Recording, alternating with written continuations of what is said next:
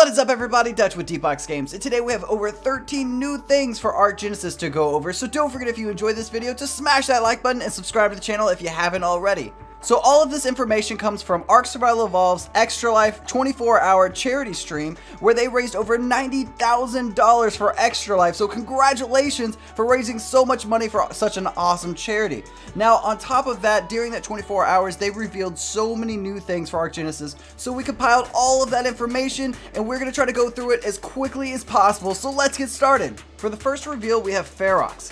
This little guy we saw in the last video transform into its feral form, where it's huge and scary looking. Now, this is the first rideable shoulder pet that we've ever had. It also will give warmth after taming it, and while walking around with it, it will dig up element. Now, you have to be careful because as it eats element, it turns into its feral stage. The more times this thing transforms, the more powerful it gets, but eventually turns into a bloodlust state, like a Giga, will attack everything and everyone around it. So be careful, but after bloodlust, it should fall asleep and revert down to its smaller size.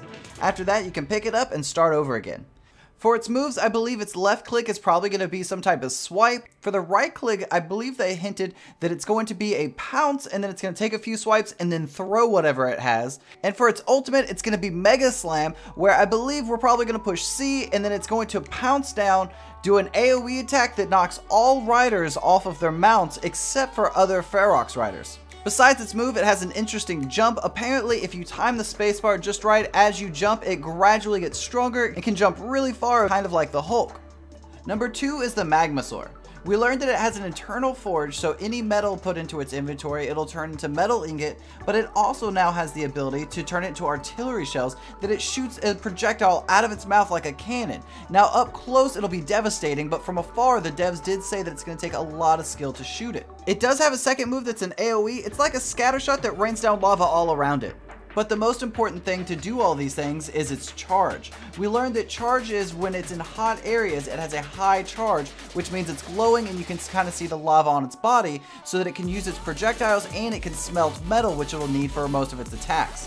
When it's in the rain or water or even cold areas, it's a lot weaker and loses its charge, so if this thing's swimming, it's going to look like a rock golem in the water and it won't be able to defend itself. So it's going to be very important to keep the Magmasaur in warm weather and keep it away from cold things unless you're going to be able to protect it. Now, the coolest part about the Magmasaur is probably its saddle. Its saddle has a built-in heat shield because when the Magmasaur has charge, it actually is putting off so much heat around it that it damages any of the players. So the saddle's heat shield will protect anybody inside of it, and it also allows you to swim around in lava. For number 3, it's ocean platforms. Now, ocean platforms can't be placed anywhere near land, so they have to be all the way out in the water, nowhere near the land. They do come in 2 sizes. There's wooden, which is the bottom left, and then metal, which is the giant platform in the middle. You can fill up the middle of these platforms with either foundations, or you could leave it open for a water dino cage to store some of your water dinos, which is 100% what I'll be doing with it. Now, you do need to keep in mind that these degrade over time, so it's not like a raft situation where you see tons of rafts everywhere. These will degrade over time, so you're going to have to make sure you keep it up. But you can build full bases on these. According to the devs, it will fit a full-size base with also a couple dinosaurs in it. For number 4, it's Tech Remote Guided Missile. With this one, the player assumes control of the missile from its viewpoint, so you can use it to either trigger the explosion early or you can jump out anytime you like. The only downside is it's a one-time use, so this could get expensive over time. One thing to point out is that you can also paint this and send messages to your targets. For number 5, we have the Tech Alarm System and Pressure Plate. The primitive pressure plate detects who's on it, whether it's a tribe, an enemy, or even a dino. So this can trigger a reaction based on who's there, whether you want it to be a trap or maybe even a light show. There's so many things that people can do with this in the community, so I'm really excited to get to see what everybody's going to try. I know for myself, I kind of want to see if I can set up a party, maybe even some fireworks. Now, after that, there's also the Tech Alarm System. Now, this one will detect things in a range that you get to determine, whether the player sets a range for a shape like a circle, a square, or whether you want long range or short range. For number 6, we got the Tech Jump Pad. This one they said is super configurable. The player's going to set the direction and the force, whether you want to jump around in your base, or maybe you want to jump over a cliff that's just always in your way. You're going to be able to travel over all types of obstacles with the new Tech Jump Pad. For number 7, it's Primitive Fishnet. Now, the Primitive Fishnet is going to be good for early game. You're going to be able to collect meat really easily, and you can go fishing with your friends. It's going to be a lot of fun, and the animation looks pretty fun. To use the primitive fish net, all you have to do is stand in one place, wind up, and throw it out. Now there does have to be a fish underneath it. It's not like to where you throw the fish net out and a fish will appear. There has to be a visible fish. You throw the net, it grabs the fish. If there's more than one fish, it'll be harder to pull in. But you don't get that great of loot from this one, but sometimes you can get rare resources like pearls. Number 8 is the mining drill. The mining drill is a tech machine tier that uses gasoline to power its laser. It can harvest basically every resource at a faster rate than the average tools. Now, even though it harvests super fast, it's still not as fast as your average dino. Those are still going to be better. The mining drill can also be used as a flashbang against enemy players and dinosaurs. For number 9, there's the tech shoulder cannon. It attaches in your shield slot and you don't need armor to equip it.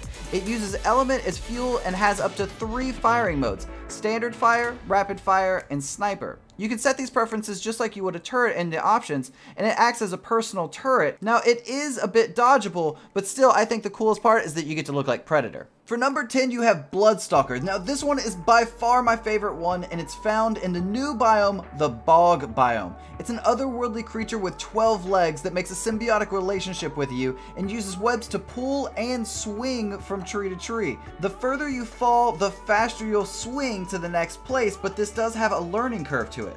It also enhances your vision, giving you some type of night vision and highlighting your enemies to make it easier to see them. They also said that it can walk on the surface of water. It can still pull objects as long as it's within its weight capacity.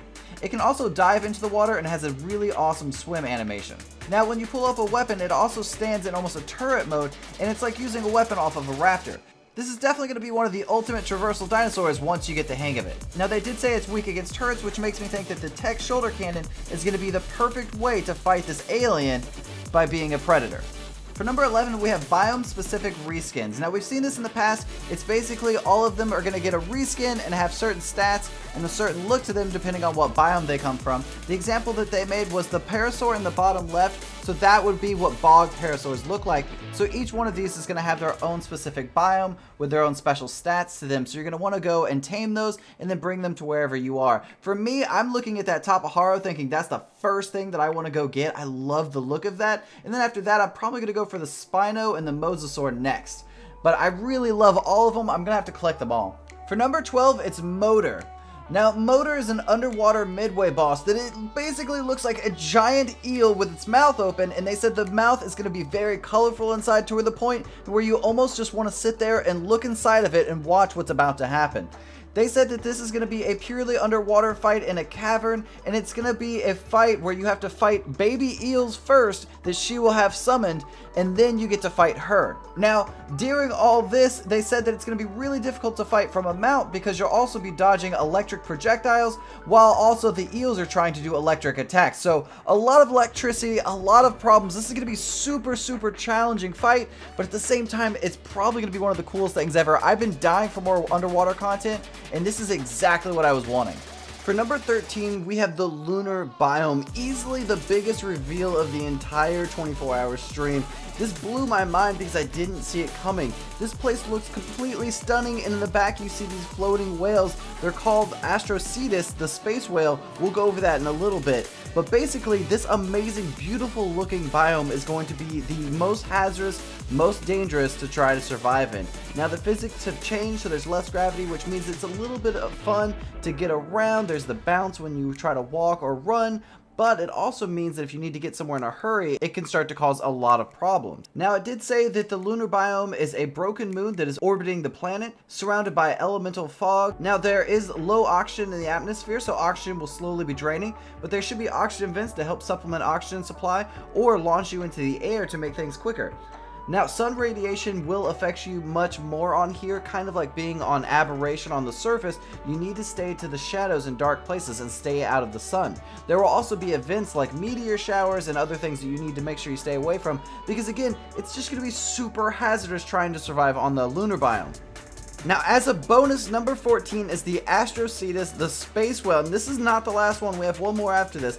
But the Astrocetus, the space whale, has magical abilities and has a teleport function. Now apparently the Astrocetus can use the teleport and use it as a whole group once they've been tamed, but it will be an alpha tame and will be extremely hard and also should only have limited numbers per groups of people. Now the saddle for the Astrocetus comes equipped with 3-ball turrets, and the saddle can also convert space energy into bombs that the rider can drop on enemies. Now, supposedly walking up to a wild one, they're mostly docile unless you mess with them.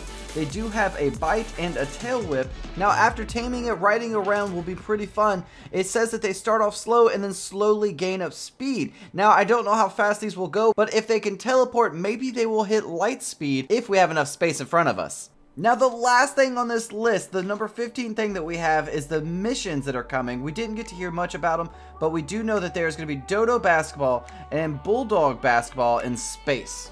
So that wraps everything up. We went over 15 new things to Ark Genesis. This was an amazing reveal, and I could not be happier with how everything looks for Ark Genesis. I'm sad that it's so far away, but still I cannot wait to play it. Everything looks so amazing. I hope we get a couple more reveals before the game comes out, but as is, I cannot wait to play this and start testing some of this new stuff. Let me know down in the comments below what was your favorite thing from this reveal. So don't forget, if you enjoyed this video, to smash that like button and subscribe to the channel if you haven't already. And until next time, later!